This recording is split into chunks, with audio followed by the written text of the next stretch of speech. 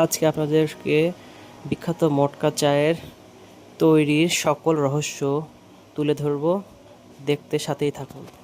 এবার ছিনাহ মটকা চা খাওয়ার জন্য বের হয়েছে আমাদের সাথে। দেখেন কত সুন্দরভাবে, সুইটভাবে।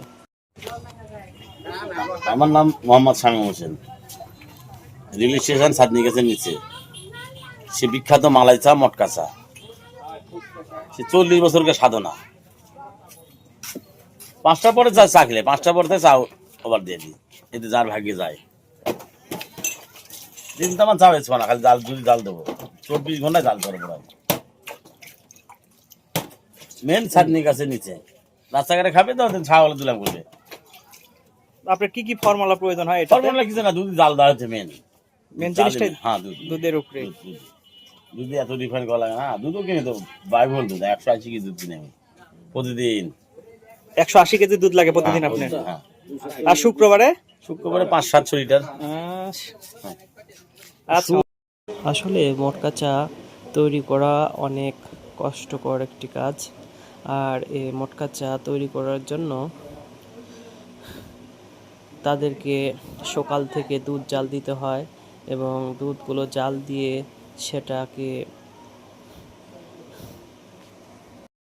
গাঢ় ছানাতে পরিণত করতে হয়। এবং আর এই চা তৈরি করার জন্য সবসময় দুধগুলোকে গরম রাখতে হয়। এবং এই মটকা চায়ে পাতিরও ব্যবহার হয়। আর সবচেয়ে আকর্ষণীয় জিনিস হলো এই মটকা চায়ের যে মটকাতে করে চাটি দেওয়া হয়, সে পাতিলটি অনেক সুন্দর দেখতে এবং সেটাকে হাতে তুলে নিয়ে খেতে খুবই ভালো লাগে, যেটা আমার একটি পছন্দের খাবার। আর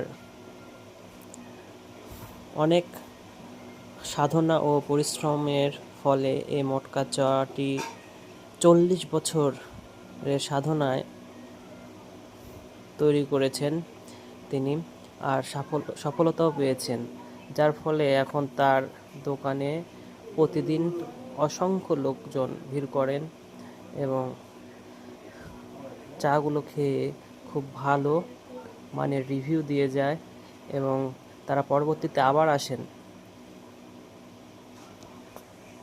আর এই মটকা চাটি আপনারা সকালবেলা পাবেন না, এটা বিকাল 5টার পর থেকে শুরু হয়।